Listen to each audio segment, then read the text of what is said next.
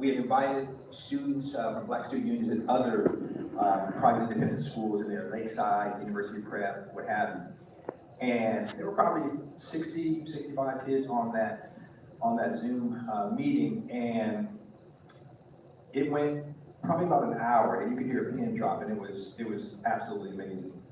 And when we were done and hung up, I immediately called him, Elmer, yo, man, we have to do a documentary. And it's when you kind of know that it's meant to be, whether you know, it just was. And for me, you know, I was like, man, thank you for having the confidence and the trust in me. And he, without hesitation, he said, let's do it. And we got on a Zoom call with Aaron, who was living out of the state at the time, and my son, who's down in Oakland, and said, hey, let's do it. And we've been working on it ever since. So with that, I'm going to introduce Elmer Dixon, and he'll tell you a little bit about the story, and if you have any questions for him. Elmer Dixon. Thank you. All power to the people. Well, it's an interesting time that we live in, with Donald Duck in the White House. All these cronies there trying to instill fear among the people. You know, I read just yesterday where a black woman who I think she was originally prosecuted or attempted to prosecute someone in his office, and that they fired her or they're investigating her, that went into her home. See, these are the same tactics that Adolf Hitler used in the 1930s. And so it's appropriate that this film is being made. I just left Art Noir on 23rd and Euclid, where there are artists who created images of the Black Panther Party. And my brother and I spoke there. But these things are building momentum. The young sister that you saw at the end of the film, Naima Clark, to show you how inspired she was, she launched an effort to open a park in Skyway. And 3 weeks ago, ribbon cutting ceremony for the Black Panther Park took place. And she was responsible for that, her organization. Nourishing Roots, I think, is the name of her organization. And she commissioned artists who created murals in that park. And we will not be erased, our history will not be erased. At the time when they're burning books, they're putting books in schools that say that slavery wasn't so bad for black people, that show the murdering Christopher Columbus as a hero. They created a cartoon that shows him as a hero. And these are things that people need to stand up. You know, you people in our communities across this country need to stand up and speak out against without fear. I often tell people, they ask me, you know, our offices, which were our most notorious office, which is at the barber here on 20th and Spruce, had sandbags on the walls, mosquito samples on the windows. We had thousands of rounds of ammunition, vests, and gas masks, because we were under the threat of constant attack or assassination. And J. Edgar Hoover, when he named us the #1 threat to the internal security of the United States in 1968, we were the first chapter outside of the state of California, and the second chapter overall outside of central headquarters, LA being the first. And when he named the Black Panther Party the #1 threat to the internal security of the United States, it launched an all-out effort through a program called COINTELPRO to assassinate us. You probably heard some of that on the video. But what we did not know was that he had targeted 3 cities initially for elimination. And those 3 cities were Chicago, LA, and Seattle. And in January of 1969, they murdered the 2 leaders of the Southern California chapter, Bunchy Carter and John Huggins, and shot them in the back on the campus of UCLA at the behest of their #1 informant in Southern California, a guy by the name of Maulana Ron Karinga. And this is important because Karinga is credited with starting Kwanzaa. But see, because he dispatched his deputies to murder Bunchy and John, his payment, his blood payment, was the celebrate too. Called Quantum Days. It's holiday. Days after they, a month, 10 months after they murdered Bunty and John, they traveled to Chicago, where they brutally murdered in cold blood Fred Hampton and Mark Clark, head of the Peoria chapter. And we remember getting that call. Aaron and I and a few other parents were at Bunty and John's funeral in January of 69. And we remember getting the call that Fred had been murdered. And days after they murdered Fred, they went to LA and they attacked the LA office. They hadn't finished the job. But the LA Panthers, like us in Seattle, our offices were heavily fortified. And the LA Panthers fought them to a standstill. In fact, the LA police introduced a new program called SWAT, specifically for the Black Panthers. But they fought them to a standstill. I didn't get a chance to turn that thing on.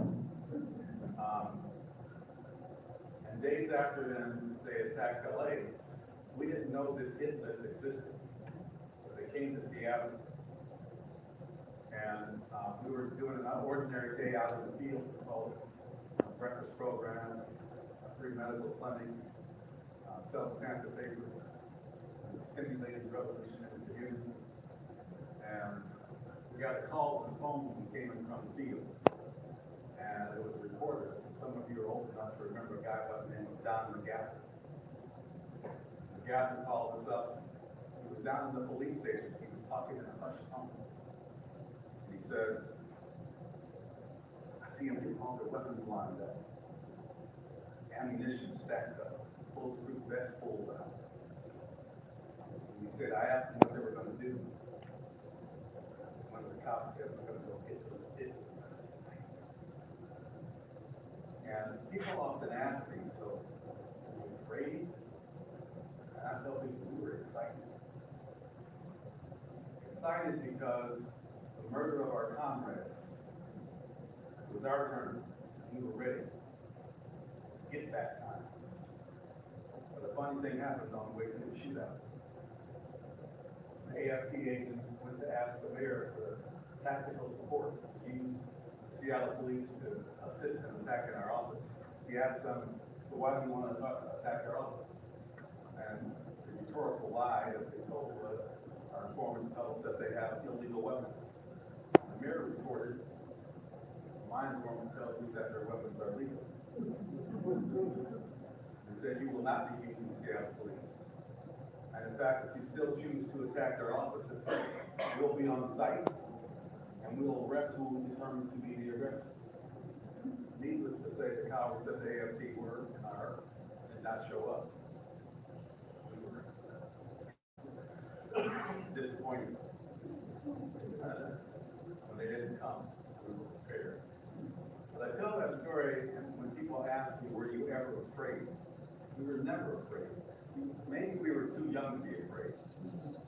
18 years old, 17 when I joined the party, had 2 bodyguards when I was 17, 18 years old. My mother tells a story you may have seen, I don't know if it's in this clip, where her and my dad would be asleep at night, and the phone would ring. The phone was on her side of the bed. And when she answered the phone, she answered the phone and said, hello. And someone said, we're going to kill those nigger sons of yours tonight. And you know what she said? She said, go ahead and try. She was fearless too, so was my pop. And so it's the fearlessness of the Black Panther Party. The people are afraid now of this con man in the White House. This pedophile. This woman abuser. These are not lies that I'm telling you. This is factual information. He's been sued and lost millions of dollars to a woman that he raped in a department store in New York. And so people are fearful of him because he tries to wield this power.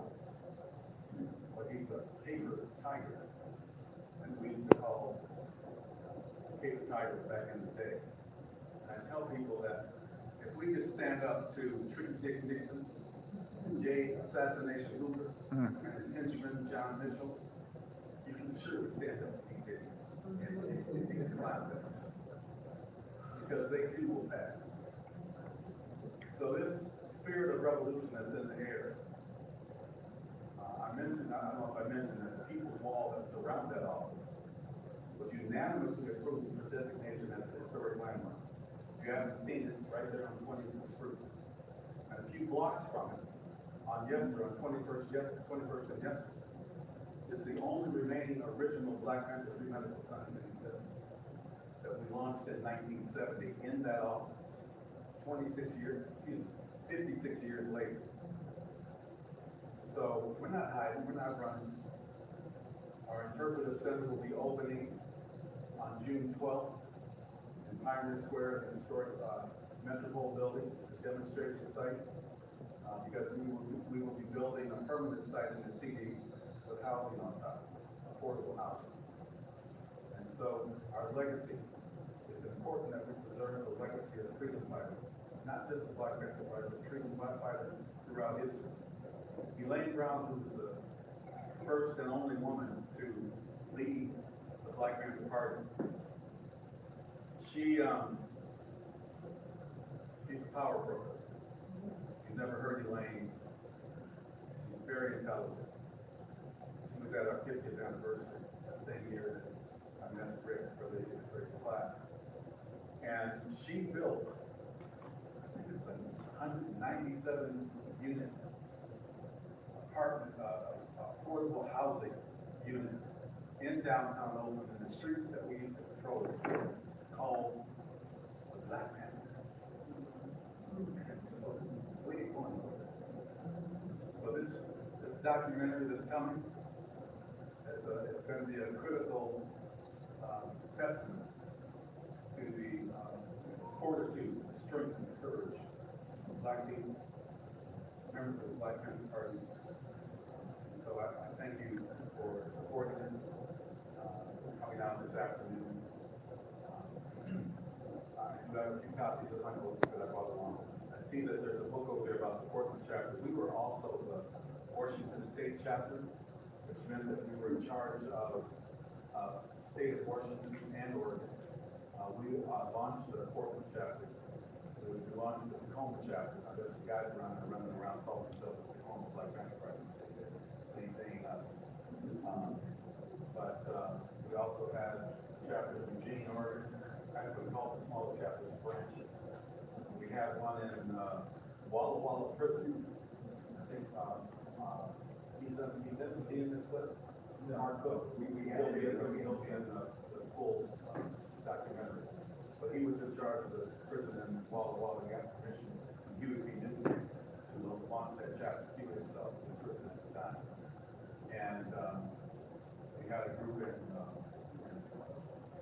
Spokane and some students out at, violent students, I want to say, over at Eastern Washington.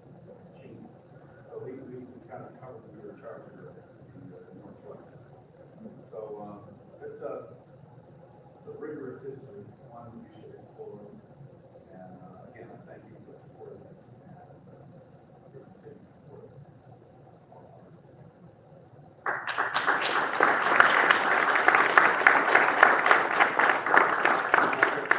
Anybody wants to ask me any questions, please, because I'll stay after the first. Yes.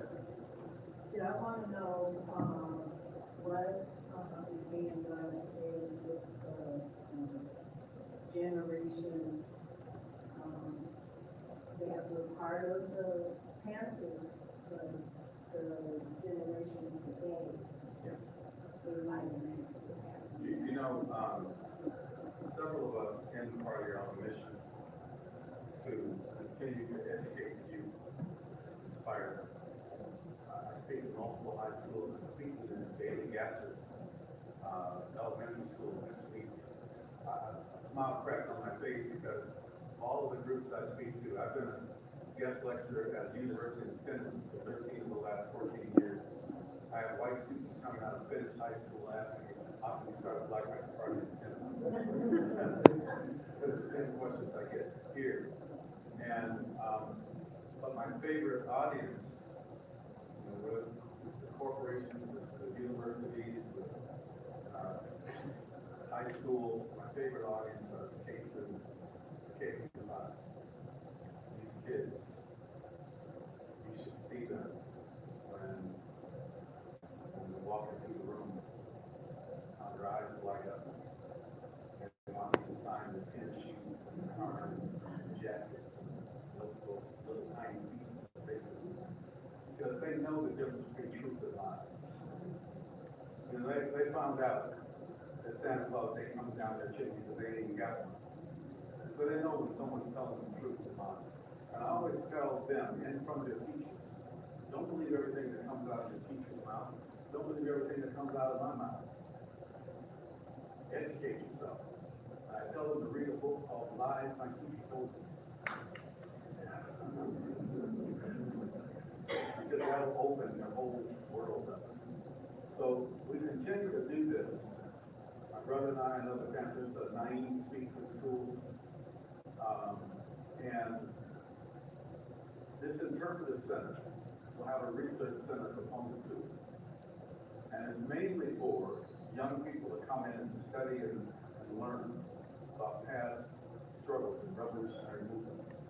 See, when we first launched the party, and Chairman Bobby came to our parents' home in Drummond, about 30 or 40 of us in there, and Bobby said, you're going to need 2 things if you're going to become a Panther. Number 1, he said, you need to read 2 hours a day and go to PE class, political education class, twice a week. But we have to be prepared to articulate revolution to the masses. He said that the other thing you need are 2 weapons and 1,000 rounds of ammunition. Because any time you stand up to one of the biggest bullies in history, they're going to come after you, which they did. And so we were preparing our minds first. And it's important that we prepare these young people's minds. So that's part of the effort. And all of these things that we're putting up that, you know, Naima did this on her own, the Black Panthers Party. We didn't ask her to do that. She did that on her own because she was inspired to do it. And so we want to inspire the youth. You know, I'll be 76 in a couple of weeks next week. And we know that we're not going to be here forever. This interpretive center, the board of directors, while there are veteran Panthers, Aaron and myself, and a few other community volunteers that are part of the board, we're actively recruiting young people in their 20s and 30s. I keep a bank of interns from the University of Washington. Just onboarded 3 2 days ago, yesterday. Usually there's about 5 or 6 interns that write under my direction, but they write from their own. In fact, one of the new interns asked me yesterday, he said, what about editing? I said, I'm not editing any of your stuff. Because they're brilliant writers, they're brilliant young minds. And so we just need to be there to inspire them. And so it's about inspiring that generation, making sure that they step in their role. Because we stepped in our role. It was our time back then. I tell young people, you don't need to, like when we had a police alert patrol, have a shotgun and a logbook on the corner, and we patrol the police right here in the streets in Seattle. No, the sister that was brave enough, when George Floyd was being murdered, what did she pull out? She didn't pull out a shotgun, she pulled out a cell phone. Said, I gotcha. He's in prison. So there's new weapons today. You gotta have your mind right. So it's educating the young.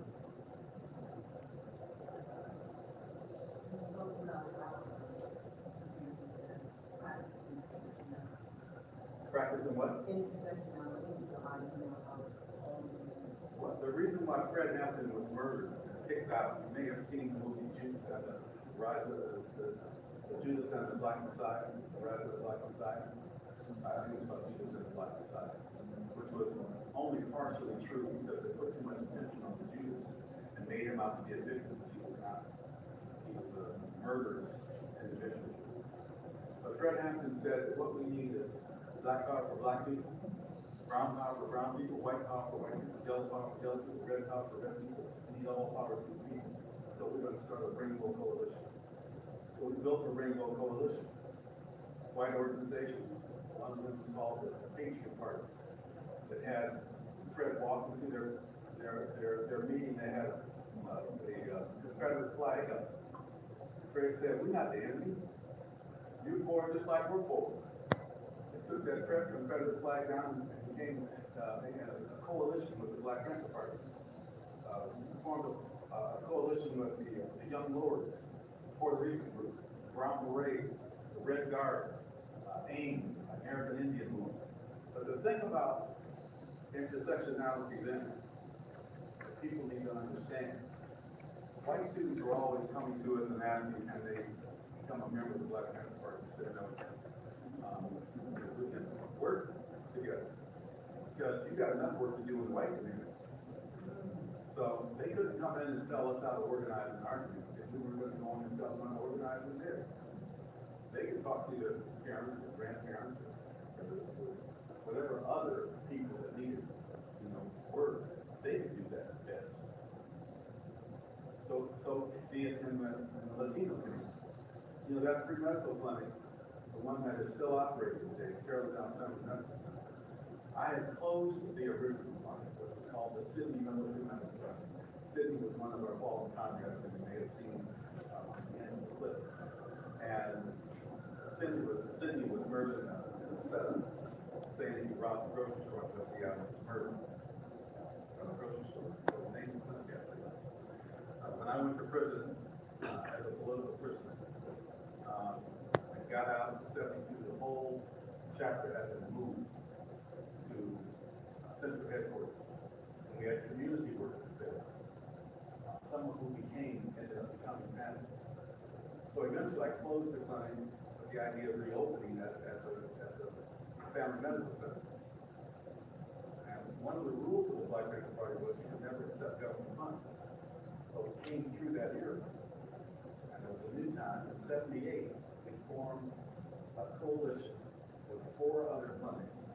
The Women's Arabia Clinic, the Doctor Clinic, the CMAR Latino Clinic, and the Asian Clinic in the ID district. So the 5 clinics became the community health centers of Seattle. That was the dimension that you're talking about. And we applied for the first grant from the National Health Service Board as a group, and we got it.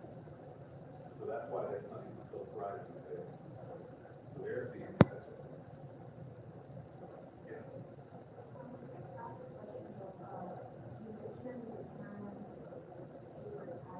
Yeah. You blow on it, if you blow wind on it, it'll blow over. Paper tiger is a bully. Paper tiger is somebody that has no backbone. When I'm talking to these kids in high schools and elementary schools and middle school, I always ask the audience, have you ever been bullied? And you should see the hands go up, 60%. In fact, I was over at Spirit Ridge Elementary back in, even before the 50th anniversary. In 2018, it was about 20, and it wasn't 2018, before George Floyd. Spirit Ridge Elementary is over in Bellevue, white school, elementary school. When I first walked into the school, I saw these posters on the wall that said Panther Principles. I said, oh, God. And then I realized, of course, that was a math time. I don't get too carried away. So I was speaking to second graders. I get into the classroom, and I always have, when I'm in elementary school, have the teachers educate the kids first before I get there. Because I don't talk to them like I talk to the other audience, the older audience. I get down in the chair, so I'm eye level with these kids who are sitting all over the floor. Another teacher came and said, can I bring my kids in? And she brought another group in. About 60 kids sitting on the floor. Now the first question, which is beyond the point that I'm about to make, who's the person that asked the question right there?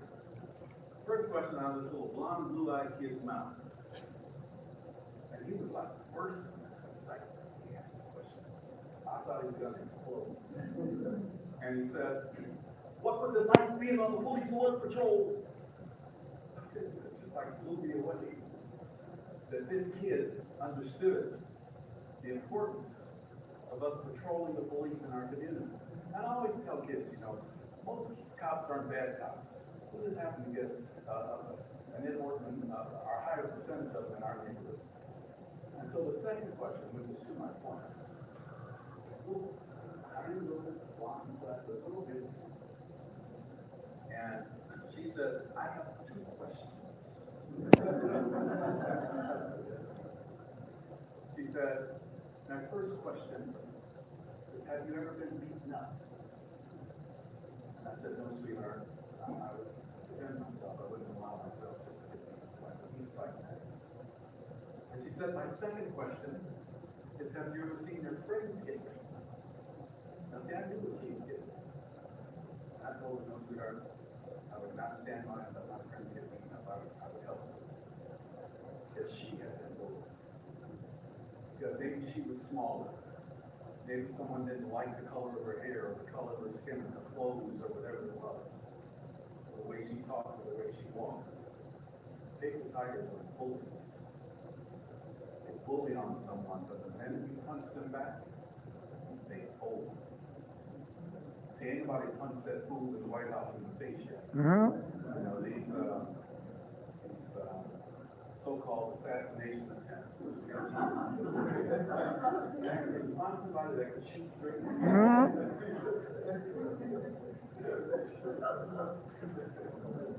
I happen to know that an AR-15 is one of the most accurate weapons ever made. We used to have them in our offices. And this guy missed with an AR-15, blew a earlobe off. Please. I'm sorry, I don't mean to be advocating about it. I'm just saying that bullies are paper tigers. They will fold. They bully people around. And they try to scare tactics. Hitler was the exact same way. If you read The Rise of the Third Reich, you know, he scared people in Germany. He said that, you know, the Federation was, and the homeland was being destroyed. And that they needed to recapture and take the homeland back and get their jobs and their neighborhoods and their identity. And he targeted people that he didn't like. Jews weren't the only one that he targeted. Black people, anybody of color that was there was off to the chambers. Gypsies were off to the chambers. Anybody that didn't meet the Aryan standard. And do you think that this fool in the White House is not propped up by Aryans today? So that's a paper tiger. It's a bully.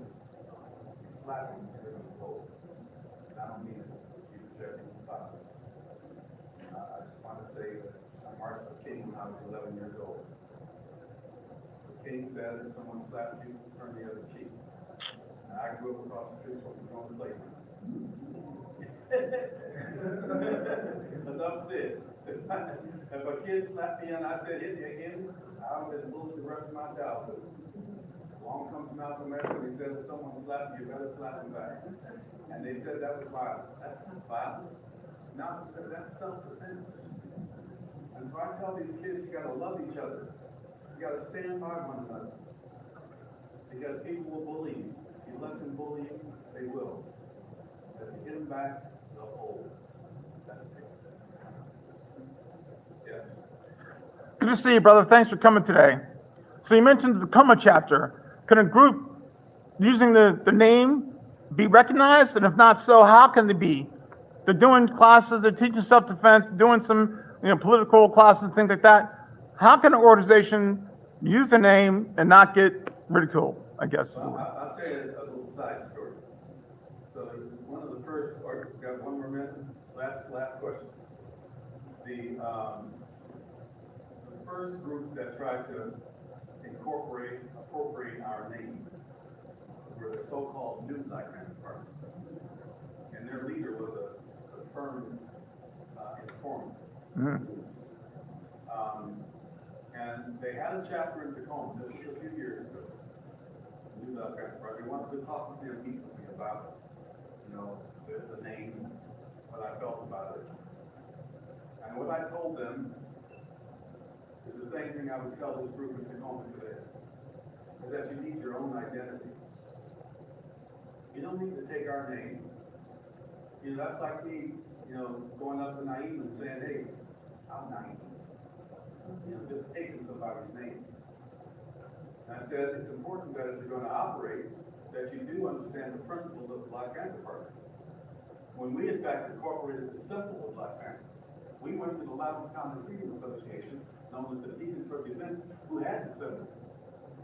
Hugh and Bobby went there and asked them, can we use it? And they gave their permission.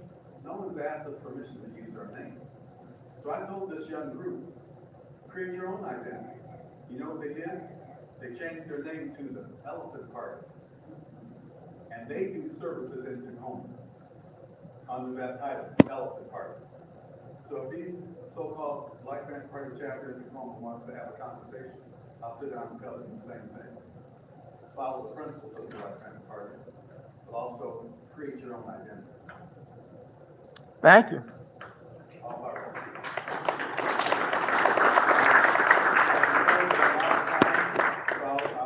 I'll sit and sign a few books if you want some. 25 bucks, and I'll be happy.